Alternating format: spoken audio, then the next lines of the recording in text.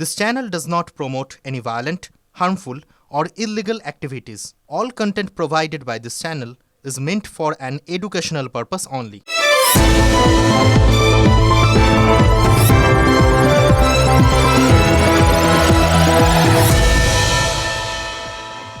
ধর্ষণ খুনিরা ভয়ে থাকুক, দুষ্কৃতীরা ভয় পাক। এনকাউন্টারের পর বারুইপুরে দাঁড়িয়ে এমনই কড়া বার্তা দিয়েছেন মুখ্যমন্ত্রী শুভেন্দু অধিকারী। পাশাপাশি বেআইনি মাদক এবং মদের ঠেক ভেঙে ফেলার নির্দেশও দিয়েছেন তিনি। এসপি অফিসে উচ্চ পর্যায়ের আধিকারিকদের নিয়ে একটি বৈঠকও করেন। পুলিশের ভূয়সী প্রশংসা করেন মুখ্যমন্ত্রী। বলেন, আগে দুষ্কৃতীরা ধরা পড়তো না, আর এখন কয়েক ঘন্টার মধ্যেই পুলিশ অ্যাকশন নেয়। খুনিরা, ধর্ষকরা, রেল লাইন যারা ভাঙতে গেছিলেন তারা ভয়ে থাকুক। ভয় পাওয়াটা স্বাভাবিক, তাদের শিক্ষা দেওয়াটাও আমাদের কাজ আইনি পথে।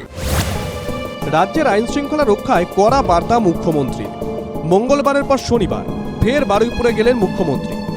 ইতিমধ্যেই পুলিশের এনকাউন্টারে নিহত হয়েছে নাবালিকা ধর্ষণ খুনে মূল অভিযুক্ত। যাদের নামে অভিযোগ করা হয়েছিল তাদেরকেও গ্রেপ্তার করা হয়েছে। স্পেসিফিক 4 জনের নামে ওরা অভিযোগ দিয়েছিলেন। 4 জনকেই পুলিশ খুব প্রপারলি এবং কুইকলি অ্যারেস্টেড করেছে। তারা পালিয়েও গেছিল অনেক দূরে দূরে, বসিরহাটে বাংলাদেশ বর্ডার পর্যন্ত চলে গেছিল। যেভাবে আশ্বাস দিয়েছে, ভরসা আছে, আমরা যেটা চেয়েছি আমরা ওতে সন্তুষ্ট। নিহত নির্যাতিতা নাবালিকার পরিবারের সঙ্গে কথা বললেন শুভেন্দু অধিকারী। মঙ্গলবারই এসপি অফিসে মুখ্যমন্ত্রীর সঙ্গে সাক্ষাৎ করেন নির্যাতিতার পরিবার। তাদের দাবি মেনে 4 দিনের মধ্যেই চালু হলো সূর্যপুরের নতুন পুলিশ ফাঁড়ি। হয়েছে হিনিয়াস ক্রাইম, এর পিছনে আমি মনে করেছি বেআইনি মদের ঠেক, বেআইনি গাঁজা, চরস, মাদক, এটা একটা বড় কারণ। আপনারা পুলিশকে ইনফর্ম করুন, গোটা রাজ্য জুড়ে ডিজিপিকে বলবো আগামী 2 সপ্তাহ স্পেশাল ড্রাইভ দিন। শনিবার পুলিশ সুপারের অফিসে ডিজি, আইজি সহ শীর্ষ পুলিশ অফিসারদের সঙ্গে বৈঠক করেন মুখ্যমন্ত্রী। বারুইপুর কাণ্ডে পুলিশের ভূমিকার প্রশংসাও করেন তিনি। আগে তো আসামি ধরা পড়তো না, বাংলাদেশে পালিয়ে যাওয়ার সুযোগ দেওয়া হতো, নেপাল হয়ে ভানুয়াতেও তো কেউ চলে যেত। এখনকার পুলিশ তো কয়েক ঘন্টার মধ্যে ব্যবস্থা নেয়, অ্যাকশন নেয়। কার্যত হুঁশিয়ারি সুরে শুভেন্দু অধিকারী বলে গেলেন, দুষ্কৃতীরা ভয় পাক, তাদের ভয় পাওয়া উচিত। আর যেখানে বেআইনি মদের ঠেক, গাঁজা, চরস রয়েছে, পুলিশকে 7 দিন সময়সীমা বেঁধে দিয়ে বললেন স্পেশাল ড্রাইভ করে সেগুলো ভেঙে ফেলতে হবে। ক্যামেরায় গৌরব পালের সঙ্গে সুশোভন ভট্টাচার্য, TV9 বাংলা। বারুইপুরে এনকাউন্টারে খতম হয়েছে অন্যতম অভিযুক্ত প্রভাস। এই প্রভাসের এনকাউন্টার নিয়ে নানা মনের নানা মত থাকলেও যারা প্রতিবেশীরা, এই প্রভাসের প্রতিবেশীরা, তারা রীতিমতো হাঁপ ছেড়ে বেঁচেছেন। এই প্রতিবেশীদের কি অভিযোগ? তাদের অভিযোগ, কলিযুগের রাবণ ছিল এই প্রভাস। এই প্রভাসের বিরুদ্ধে একাধিক অভিযোগ রয়েছে, মিলছে একের পর এক ঘটনার হদিশও। মাত্র 6 মাস আগেই পাশের পাড়ার একজনের বাড়িতে ঢুকে মার খেয়েছিল প্রভাস। মহিলাদের দিকে বরাবরই নজর ছিল এই ধর্ষকের। শুনুন কি বলছেন স্থানীয়রা। চুরি করার ধান্দায় থাকে, তারপরে বাড়িতে মেয়ে ছেলে থাকলে ওইরকম ধান্দায় ঢোকেও। ওইসব এর আগে ওরকম অনেক কিছু করেছে, মেয়েদের হাত ধরে টানাটানি, টোন টিটকারি এমনি করে। ওগুলো মারও খেয়েছে প্রচুর। ওই দুশ্চরিত্র ছেলে মারা গেছে, ভালো হয়েছে। ছেলেটা এরকম বাজে চরিত্র ছেলে ছিল, আত্মীয় ঘুম হতো না, ভয়েতে ছুরি মেরে সব পালাতো। এখন খুব ভালো আছে এবং গ্রামটা শান্তিতে আছে এবং সবাই সুষ্ঠুভাবে চলাফেরা করতে পারছে, যাতে বাড়ির মেয়েরা, বউরা, এদের কোনো অসুবিধা হচ্ছে না এবং নিরাপদে আছে। পুলিশের 2টো গুলিতেই মৃত্যু হয়েছে প্রভাস মণ্ডলের, কিন্তু এই মৃত্যুতে শান্তি পেয়েছে সূর্যপুরের বেশ কিছু এলাকা। তারা বলছেন প্রভাস ছিল রাতের অন্ধকারে কার্যত একটা দানব। তাকে নিয়ে ভয় থাকতো সাধারণ মানুষ। বাড়ির বউ মেয়েদের বাইরে বেরোলেও প্রভাস চলে আসবে না তো, এমনটাই ভয় লাগতো। ক্যামেরায় রজত শিকদারের সঙ্গে সুশোভন ভট্টাচার্য, TV9 বাংলা। একেবারে নাম পরিচয় দেখেই ইন্দ্রজিৎ মণ্ডলকে খুন করা হয়েছে। বারুইপুরে গণপিটুনিতে নিহতের ঘটনায় বারুইপুরে দাঁড়িয়ে এমনই বিস্ফোরক অভিযোগ করলেন রাজ্যের মুখ্যমন্ত্রী শুভেন্দু অধিকারী। তার অভিযোগ, যারা ভোটে হেরেছে তাদের চক্রান্তে, তাদের উস্কানিতেই এই ঘটনা ঘটেছে। পাশাপাশি অতিবামপন্থী আর মৌলবাদীদের চক্রান্তের দিকে অভিযোগের আঙুল তুললেন রাজ্যের মুখ্যমন্ত্রী। মব লিঞ্চিং করে যাকে পিটিয়ে মারা হয়েছে ইন্দ্রজিৎ মণ্ডল, উনিও ইনোসেন্ট। পুলিশ আমাকে যা বলেছে তা আমার কথা নয়, তার পরিবারের সঙ্গে আমি মিট করেছি, তিনিও জাস্টিস পাবেন। মঙ্গলবারই বার্তা দিয়েছিলেন মুখ্যমন্ত্রী, আর শনিবার মুখ্যমন্ত্রী বারুইপুরে যাওয়ার আগেই গণপিটুনিতে মৃত্যুর ঘটনায় গ্রেফতার আরও 3। দীঘা ও বকখালি থেকে গ্রেফতার করা হয়েছে অভিযুক্তদের। ইন্দ্রজিৎ মণ্ডলের যে মব লিঞ্চিং, এটা মব লিঞ্চিং আমি বলবো না, এটা কমপ্লিটলি তার নাম পরিচয় দেখে তাকে খুন করা হয়েছে। নাম পরিচয় দেখে খুন, বারুইপুরে গণপিটুনিতে মৃত্যুর ঘটনায় ষড়যন্ত্রের অভিযোগ মুখ্যমন্ত্রীর। পিছনে ভোটে রিজেক্টেড যারা হয়েছেন তাদের বড় উস্কানি রয়েছে। র্যাডিক্যাল মৌলবাদী গ্রুপও থাকতে পারেন, আমি উড়িয়ে দিচ্ছি না। কোনো নাম শোনা যাচ্ছে তাদের বিরুদ্ধে অভিযোগ, আর তদন্তের আগেই ক্লিন চিট হয়ে যাচ্ছে নাকি তদন্ত হচ্ছে, এগুলোই তো মানুষ এখনো কনফিউজড হয়ে আছে। গণপিটুনিতে নিহত ইন্দ্রজিৎ মণ্ডলের বাড়িতেও যান মুখ্যমন্ত্রী। পরিবারের হাতে 25 লক্ষ টাকার আর্থিক সাহায্য তুলে দেন। নিহত যুবকের দাদাকে দেওয়া হলো সিভিক ভলেন্টিয়ারের চাকরি, বাবা পেলেন বার্ধক্য ভাতা, মাকে দেওয়া হলো অন্নপূর্ণা ভাণ্ডার। সে তো আমাদের পাশে দাঁড়িয়ে দুটো কথা, মনের কথা বলে গেছে, এইটাই আমি ধন্য মনে করি। পয়সাটা বড় কথা নয়, এই যে করেছে আমাদের চোখে, এই কষ্টটা দেখেছে, এইটাই ভালো। আসল খুশি তো চলে গেছে বাবা, আর যা দিয়েছে ভরিয়ে দিয়েছে, অনেক দিয়েছে, আর এতে খুশি আর চাই। যারা মেরেছিল গ্রেফতার হয়েছে, আজকেও গ্রেফতার হলো। সেই মারার দৃশ্যটা বাবা আমাদের সামনে হয়েছে, এইটা ভুলতে পারছি না। অপরাধে জিরো টলারেন্স। গণপিটুনিতে ইন্দ্রজিৎ মণ্ডলের মৃত্যুর ঘটনাতেও দোষীদের রেয়াত নয়, স্পষ্ট বার্তা মুখ্যমন্ত্রী। ওই একরত্তি ছোট্ট কন্যার খুনিরা, শারীরিক নির্যাতনকারীরা যেভাবে আমি কথা দিয়েছি কাস্টডি ট্রায়াল হবে, ইন্দ্রজিতের খুনিদেরও তাদেরও খুব চূড়ান্ত চরম ভারতীয় ন্যায় সংহিতাতে যে শাস্তি আছে পাবে। এখন দেখার বিষয় মুখ্যমন্ত্রীর নির্দেশ পাওয়ার পরে পুলিশ প্রশাসন কত তাড়াতাড়ি দোষীদের শাস্তি দেয়। দেবঙ্কর জানার সঙ্গে সত্যজিৎ, TV9 বাংলা, বারুইপুর। TV9 বাংলায় সবার সামনে খবরটা তুলে ধরেছিল মারাত্মক গাফিলতি। মেদিনীপুর মেডিকেল কলেজে স্যালাইন কাণ্ডের বিষয় দেখানোর পরই সরকার তৎপর হয় এবং 5 জনকে শোকজ করা হয়েছে। সূত্র মারফত আমাদের কাছে খবর রয়েছে, এই ঘটনা ইতিমধ্যেই স্বাস্থ্যমন্ত্রীর কাছে জমা পড়েছে প্রাথমিক রিপোর্ট। শোকজের জবাব পাওয়ার পর স্বাস্থ্যমন্ত্রীকে পূর্ণাঙ্গ রিপোর্ট দেবেন তদন্তকারীরা। কি হয়েছিল মেদিনীপুর মেডিকেলে? গত 5ই জুলাই স্ট্রোক নিয়ে ভর্তি হন মেদিনীপুরের বৃদ্ধা মানসী দে। বুধবার স্যালাইনের পর বুকে জ্বালা অনুভব করেন, আর তখনই তার ছেলে দেখতে পান যে স্যালাইনের মেয়াদ উত্তীর্ণ। 2025 সালের জানুয়ারি মাসে মেদিনীপুর মেডিকেল কলেজে স্যালাইন নিয়ে অসুস্থ হয়ে পড়েছিলেন 5 জন প্রসূতিও। সে সময় 2 জনের মৃত্যু হয়। সরকার ও স্বাস্থ্য দপ্তর যে এই পরিস্থিতি আর মেনে নেবে না সেটা স্পষ্ট করে দিয়েছেন স্বাস্থ্যমন্ত্রীও। স্বাস্থ্যমন্ত্রীর হুঁশিয়ারি, এবার থেকে ডিটেক্ট, ডিলিট আর ডেস্ট্রয় নীতিতেই চলবে নজরদারি। মেয়াদ উত্তীর্ণ স্যালাইন দেওয়া হয়েছে রোগীর দেহে এবং সেই রোগী এখনো কিন্তু ভর্তি রয়েছে মেদিনীপুর মেডিকেল কলেজের আইসিইউতে। মা আছে আগের থেকে কিছুটা বেটার থাকলেও মায়ের ক্রিয়েটিন লেভেল অনেকটাই হাই আছে, ইউরিয়া হাই আছে, বিভিন্ন রকম সমস্যা আগের থেকে কিছুটা হলেও স্থিতিশীল আছে, কিন্তু মা এখনো যে আউট অফ ডেঞ্জার সেটা বলা যাচ্ছে না। স্বাস্থ্য দপ্তর ইতিমধ্যে 5 জনকে শোকজ করেছে, একদম স্টক থেকে ওয়ার্ড অফ দি স্যালাইন আসার মাধ্যমে যারা চেন মাধ্যমে যারা যুক্ত তাদের মাথাদেরকে শোকজ করা হয়েছে। কি বলবেন? সেটা তো শুনে ভালো লাগছে, কিন্তু এর মধ্যে আরো অনেকে জড়িত আছে। সেই সব যে মূল পান্ডা, যে সব মূল হেড আছে তাদেরকেও ধরে শাস্তিযোগ্য দেওয়া উচিত তাদেরকেও। নতুন বাংলায় যে স্বাস্থ্য দপ্তর যে পদক্ষেপ নিয়েছে প্রাথমিকভাবে মাত্র 3-4 দিনের মধ্যে, এটাতে আপনারা সন্তুষ্ট প্রাথমিকভাবে? হ্যাঁ, সন্তুষ্ট। আমরা চাই যে এই রকম ঘটনা যেন পুনরায় যেন কখনো না ঘটে, কারো ফ্যামিলির সাথেই যেন এইরকম ঘটনা কোনোদিনও না ঘটে। 3-স্তরীয় চেক ছিল, এটাকে আমরা বাড়িয়ে 4-স্তরীয় করলাম, 4টে স্তরে চেক হবে। আর তার সঙ্গে সঙ্গে প্রত্যেক 7 দিনে প্রত্যেক ওয়ার্ডে সিস্টার ইনচার্জের দায়িত্ব চিরুনি তল্লাশি চালিয়ে কোনো পুরনো স্টক পড়ে আছে কিনা এবং সেটাকে ডিটেক্ট, ডিলিট, ডেস্ট্রয়। যে কোনো পুরনো ওষুধ ডিটেক্ট, ডিলিট, ডেস্ট্রয়। ডিটেক্ট করতে হবে কোথায় পড়ে আছে, ডিলিট মানে রেজিস্ট্রি থেকে সেটা সরিয়ে দিতে হবে, এন্ড ডেস্ট্রয় করে দিতে হবে ওষুধটাকে। এই এসওপি চেঞ্জ হয়ে গেছে লাগু। এই পুরো তৎপরতার সঙ্গে এই পুরোটা আমাদের 36 ঘন্টার মধ্যে সম্পন্ন। রাজ্যের সরকারি বীমা নিয়ে বড় ঘোষণা করেছেন মুখ্যমন্ত্রী। তিনি বলছেন যে আয়ুষ্মান কার্ড যারা পাচ্ছেন না তারা এই মুখ্যমন্ত্রী স্বাস্থ্য বীমা যোজনা সেটার সুবিধা পেতে পারেন।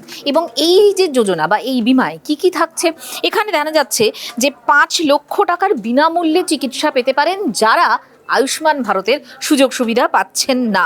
কারা পাবেন সেটা আপাতত সেটা কিন্তু স্পষ্ট নয়, তবে এটা ঘটনা যে আয়ুষ্মান ভারতের কার্ড যারা পাচ্ছেন না তাদের জন্য এটা অবশ্যই একটা ভালো খবর।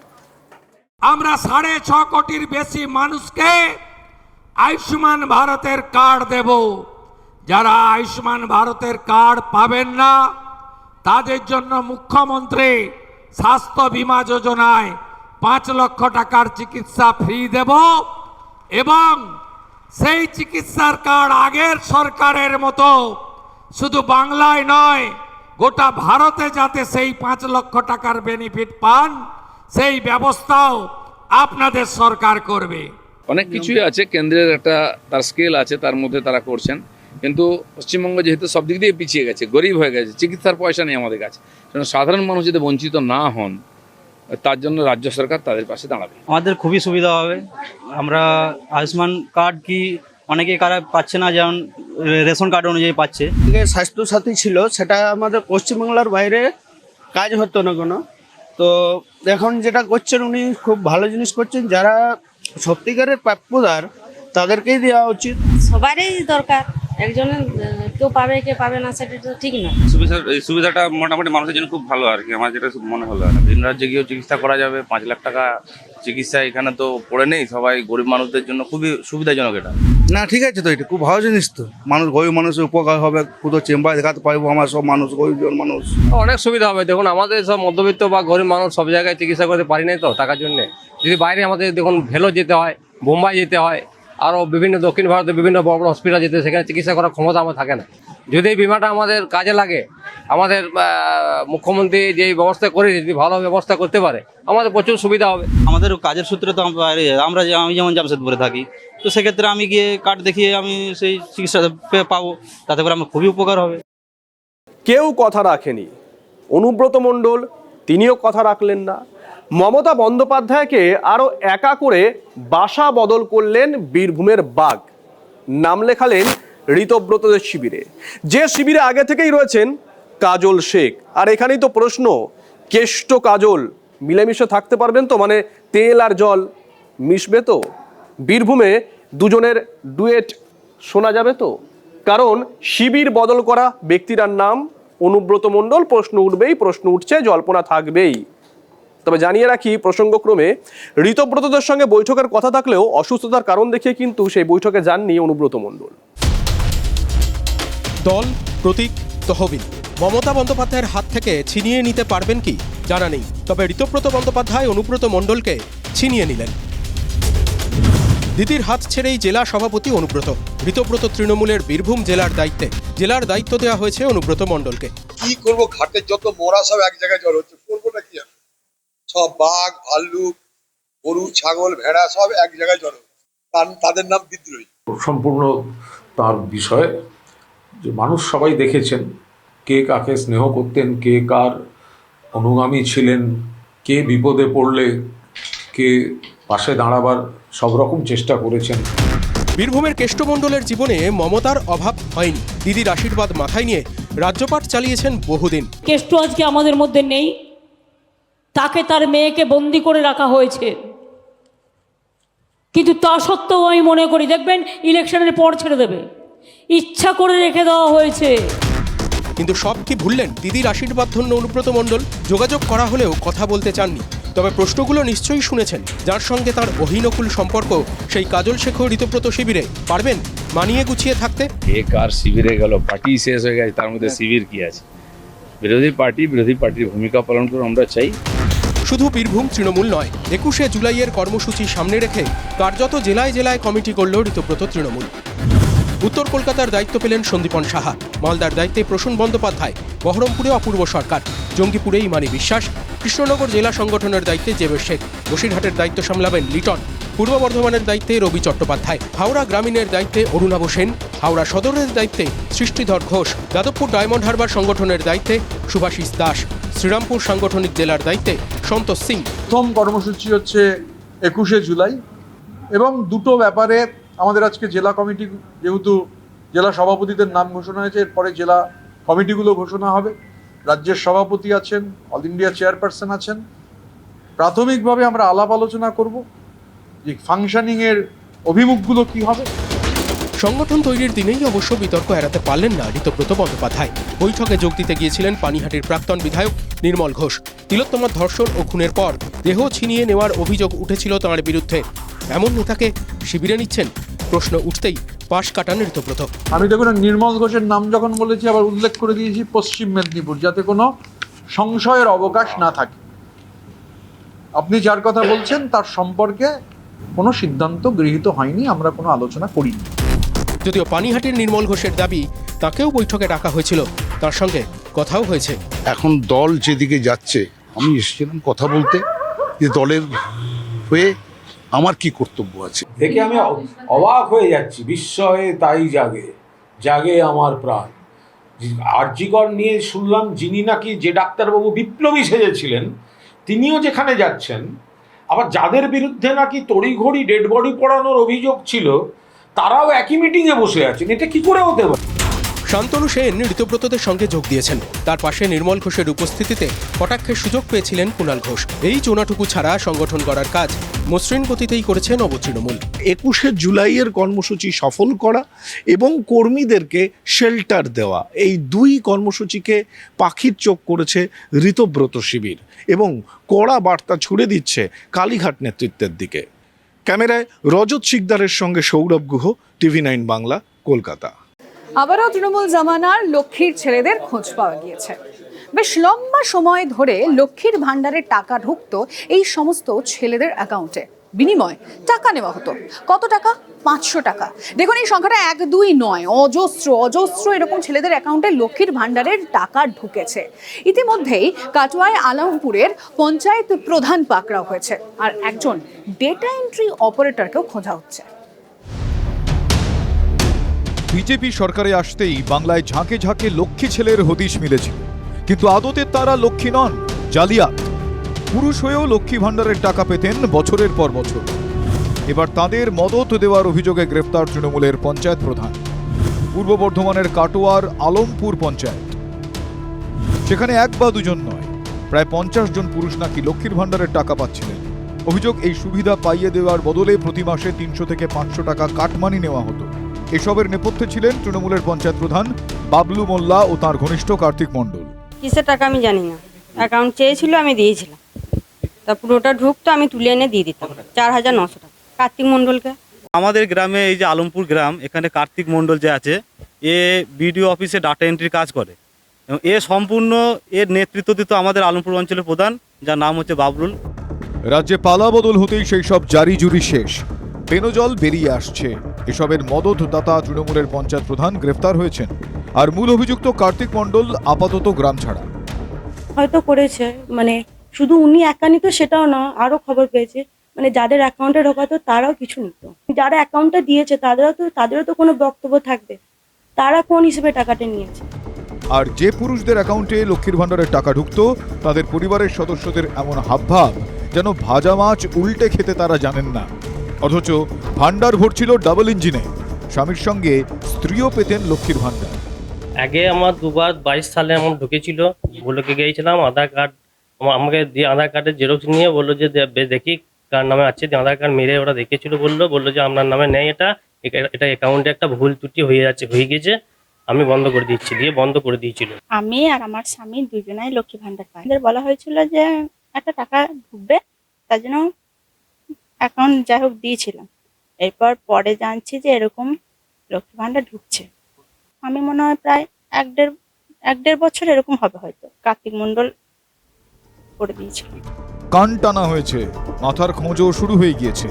পুলিশের অনুমান চক্রান্তের শিকড় আরও গভীরে। কাটোয়া থেকে কৌশিক দত্তর রিপোর্ট, TV9 বাংলা।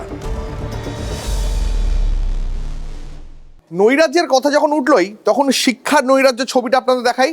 তৃণমূল জমানায় শিক্ষার কালো অন্ধকার দিকটা আপনাদের দেখাবো এই মুহূর্তে। গত 1 বছরে কত স্কুলে তালা পড়েছে ভাবতে পারেন? আমি বলি আপনাদের সংখ্যাটা, 1000 স্কুলে। ঠিক শুনছেন, বাংলায় এমনটাই হয়েছে। রিপোর্ট দিয়েছে কেন্দ্রীয় সংস্থা। রিপোর্টে দাবি করা হয়েছে বেসরকারি স্কুলের প্রতি পড়ুয়াদের ঝোঁক বেড়েছে, তার কারণ পিছনে শিক্ষার এই নৈরাজ্য। তবে নতুন সরকার অবশ্য শিক্ষা ব্যবস্থার হারানো গৌরব ফেরানোর কথা বলছে। আপাতত বদলে যাচ্ছে নীল সাদা স্কুল ইউনিফর্ম। 2022 সালের আগে যে স্কুলের যে ইউনিফর্ম ছিল সেই ইউনিফর্মই ফেরাচ্ছে শিক্ষা দফতর। স্কুলের ইউনিফর্ম দেবে রাজ্য সরকারই। 15 দিনের মধ্যে ডিআইদের ইউনিফর্ম সংক্রান্ত তথ্য জমা দেওয়ার নির্দেশ দেওয়া হয়েছে বলেই সূত্রের খবর। বদলের বাংলায় স্কুল ড্রেস থেকেও মুছে ফেলা হলো নীল সাদা রং। সময়টা 2022। সরকারি স্কুলের পড়ুয়াদের পোশাক নীল সাদা করেছিল তৃণমূল, যা ছিল কার্যত বাধ্যতামূলক। রাজ্যের যেসব স্কুলে আলাদা রঙের পোশাক ছিল তাদের একটা বড় অংশ বাধ্য হয়ে বদল করে পোশাকের রং। ধাক্কা খায় স্কুলগুলির নিজস্ব পরিচয়। কাকুরগাছির ডক্টর শ্যামাপ্রসাদ মুখার্জি ইনস্টিটিউশনে মর্নিং বিভাগের পোশাক ছিল সাদা জামা খাকি প্যান্ট, ডে বিভাগের পোশাক ছিল সাদা জামা নীল প্যান্ট। পরে দুটি বিভাগেই পোশাক সাদা জামা নীল প্যান্ট। স্কুলের যে আদি পোশাক ছিল, এই মহাত্মা গান্ধী মেমোরিয়াল হাই স্কুলের আদি পোশাক সাদা জামার সঙ্গে খাকি প্যান্ট, তা বিঘ্নিত হচ্ছিল। আর তার ফলে এক একজন স্কুল এক এক রকমভাবে সিদ্ধান্ত নিত। যাদের স্কুলে নীল সাদা ছিল তারা নীল সাদা ব্যবহার করছিল, কিন্তু যে সমস্ত স্কুলে নীল সাদা ছিল না, এই রকম খাকি পোশাক ছিল, তারা জামাটা নিতেন কিন্তু প্যান্টটা নিতেন না। শুভেন্দু সরকারের নির্দেশে বদলাচ্ছে নীল সাদা স্কুল ইউনিফর্ম, ফিরছে 2022-এর আগের পোশাক। রাজ্য সরকারই পড়ুয়াদের দেবে স্কুল ইউনিফর্ম। পোশাকের মাপ নিতে জেলাভিত্তিক সমীক্ষা হবে। বাংলার শিক্ষা পোর্টালে সেই তথ্য আপলোড হবে। 15 দিনের মধ্যে ডিআইদের রিপোর্ট জমা করার নির্দেশ দেওয়া হয়েছে। 2027 শিক্ষাবর্ষ থেকে কার্যকর হবে নতুন নির্দেশিকা। স্কুল চাইলে নিজেদের মতো করে স্কুলের পড়ুয়াদের পোশাকের রং নির্বাচন করতে পারবেন। রাজ্য সরকারি এই ঘোষণায় রীতিমতো খুশি স্কুল পড়ুয়া থেকে শুরু করে শিক্ষক এমনকি অভিভাবকরা। যে ইউনিভার্সাল স্কুল ড্রেস না করে স্কুলের সেই এলাকার তাদের পছন্দ মতো গার্জেনদের যদি একটা ইউনিক একটা স্কুলের ড্রেস হয়, তাহলে স্কুলটার প্রতি স্টুডেন্টদেরও যেমন ভালো লাগে, টিচারদেরও ভালো লাগে, যেগুলো আমাদের স্টুডেন্ট। ভালো লাগবে? হ্যাঁ। যদি স্কুলের ড্রেস তোমাদের অন্য কালারের হয় খুব ভালো হবে।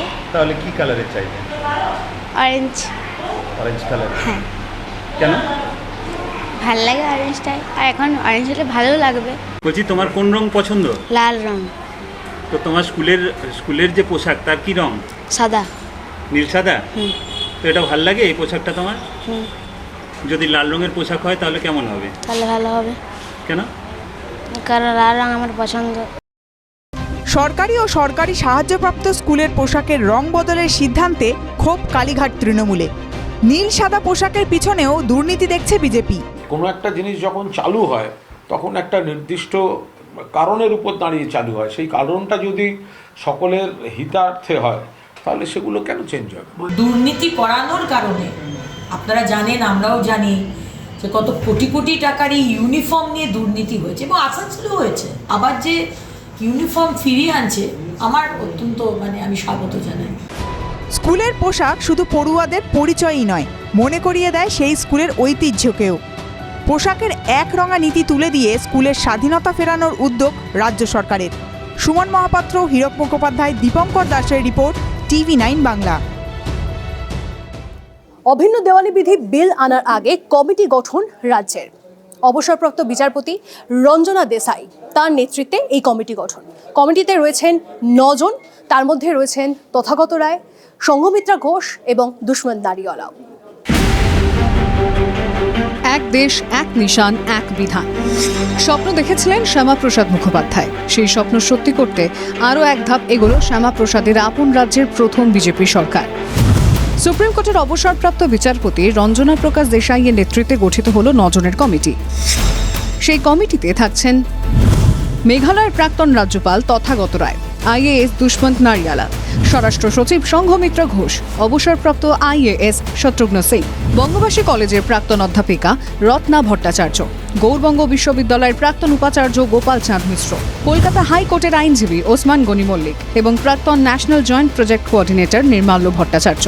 लोकतांत्रिक देश है, उसमें किसी ना किसी का कोई आपत्ति जरूर होगा, लेकिन अगर किसका किस में आपत्ति है, किसका किस में सम्मति है, ये देखकर तो कानून नहीं चल सकता है। लोगों का मत लिया जाएगा, उसके बाद कानून पारित किया जाएगा, उसके बाद कानून सभी को मानना पड़ेगा। এর আগে প্রথম রাজ্য হিসেবে উত্তরাখণ্ডে অভিন্ন দেওয়ানি বিধি লাগু করার সময়ও প্রাক্তন বিচারপতি রঞ্জনা দেশাইকেই দায়িত্ব দেওয়া হয়েছিল খুঁটিনাটি পর্যালোচনার জন্য। পশ্চিমবঙ্গ হাঁটছে সেই পথে। ইউসিসি কমিটি ফরমেশন হয়ে গেছে, ক্যাবিনেট ফর্ম করে দিয়েছে, রিটায়ার্ড জাস্টিস রঞ্জনা দেশের নেতৃত্বে কমিটি হয়েছে, নোটিফিকেশন বা সব হয়ে গেছে, রঞ্জনা দেশাই কমিশন কাজও শুরু করে দিয়েছে। উই আর হোপফুল যে খুব তাড়াতাড়ি ইউনিফর্ম সিভিল কোড আমরা বিধানসভায় আনতে পারব। অনেকেই জানতে চান এই আইনের উদ্দেশ্য কি। আসলে অভিন্ন দেওয়ানি বিধি বিভিন্ন ধর্ম, বিভিন্ন আচার রেওয়াজ মেনে চলা মানুষের জন্য একটি আইন, যা বিয়ে, বিবাহ বিচ্ছেদ, সম্পত্তির উত্তরাধিকার, সন্তানের অভিভাবকত্ব, দত্তক বা পারিবারিক অংশীদারিত্বের ক্ষেত্রে আইনি সীমারেখা ঠিক করে দেবে। সরকারি সূত্রে খবর, এই বিল আনার ক্ষেত্রে বেশ কিছু প্রতিবন্ধকতা আছে, তাই বিধানসভায় বিল পেশের আগে সতর্ক হয়ে পদক্ষেপ করতে চাইছে সরকার। 2রা জুলাই ইউসিসির খসড়া বিলে অনুমোদন দিয়েছে রাজ্যের মন্ত্রিসভা। মন্ত্রিসভার সিদ্ধান্ত মেনেই এই কমিটি গড়েছেন রাজ্যপাল। বিভিন্ন অংশের মানুষের সঙ্গে কথা বলে তাদের মতামতের ভিত্তিতে সরকারকে সুপারিশ করবে এই কমিটি। Bureau report, TV9 Bangla. ঝেঁপে বৃষ্টি সেভাবে আসেনি, তবে নদীয়ার তেহট্টে বানের আশঙ্কা রয়েছে। কেন জানেন? কারণ মাটি মাফিয়া যারা রয়েছে তারা জলঙ্গিতে বাঁধটাকেও ছাড়েনি। কিন্তু এবার সরকার বদল হতেই সবটা ধরা পড়েছে, তাই এবার সরকার অ্যাকশন নেবে বলছেন বিজেপি বিধায়ক। হাইকোর্ট তুরন্ত বলে দেয় যে এরিয়ায় মাটি কাটা হবে না, তারপরেও অলরেডি ইটভাটারা মাটি কাটছিল। আদালতের নির্দেশকে বুড়ো আঙুল। নদিয়ার তেহট্টে জলঙ্গি থেকে মাটি লুট, বেআইনি কারবার বন্ধ হবে আশ্বাস বিজেপি বিধায়কের। তৃণমূলের জামানা থেকে জলঙ্গি নদী লাগোয়া হাতিশালা এলাকায় মাটি চুরি চলছে বলে অভিযোগ। এ নিয়ে কলকাতা হাইকোর্টে মামলাও হয়। অভিযোগ, আদালত ব্যবস্থা নেওয়ার নির্দেশ দিলেও লুটেরাদের রোখা যাচ্ছে না। চোরাই মাটি যাচ্ছে ইটভাটায়। যারা মামলা করেছিলেন তাদের মামলা তুলে নিতে ক্রমাগত হুমকি দেওয়া হচ্ছে বলে অভিযোগ। তাদের আশঙ্কা, এভাবে মাটি চুরি হতে থাকলে গোটা এলাকা ভেসে যাবে। এই কামারখালি বাঁধ যদি ভেঙে যায় 122খানা গ্রাম ভাসবে। আমাকে যদি জানে মেরে দেয় তাও ঠিক আছে, কিন্তু আমি এই কেস তুলব না। আমি এই 12-13খানা ইটভাটাদের একবার দেখেই শুনবো। এলাকাবাসীর দাবি, জলঙ্গির বাঁধ থেকে প্রায় 1-1.5 কিলোমিটার এলাকায় মাটি ফাঁকা হয়ে যাচ্ছে। স্থানীয় তৃণমূল পরিচালিত পঞ্চায়েত দায় এড়াতে ব্যস্ত। চেপে ধরেছে বাম কংগ্রেস। আমরা চেষ্টা করি এই যে মাটি কাটা এগুলো সব বন্ধ করা, কিন্তু প্রশাসনিক দিক থেকে কি ব্যবস্থা নিচ্ছে সেটা ওনাদের।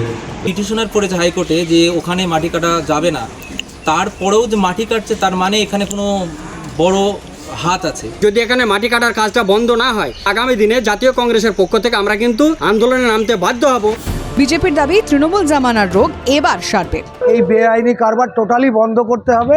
আমার সরকার অতি অবশ্যই খুব দ্রুত পদক্ষেপ নেবে এবং এই বেআইনি কারবার বন্ধ করবে। রোগ ধরা পড়েছে, এবার ওষুধ পড়ার অপেক্ষায় Tehatta. Bureau report, TV9 Bangla.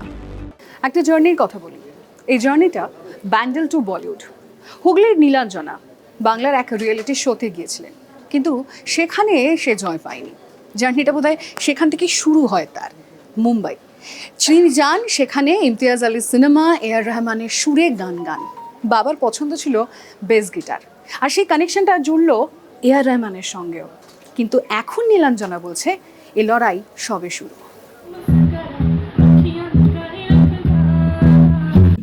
হাতে বেস গিটার, গলায় সুর, তৈরি হলো সুরেলা মুহূর্ত। ইমতিয়াজ আলীর সারা জাগানো ছবিতে বঙ্গতনয়ার গান, এআর রহমানের সুরে নীলাঞ্জনা ঘোষ দস্তিদারের কণ্ঠে মাস্কারায় জয় জয়কার দেশ জুড়ে। অস্কারজয়ী সুরকারের সঙ্গে বেস গিটারিস্ট হিসেবে অনেক বছর কাজ করেছেন হুগলির ব্যান্ডেলের ষষ্ঠীতলার বাসিন্দা নীলাঞ্জনা।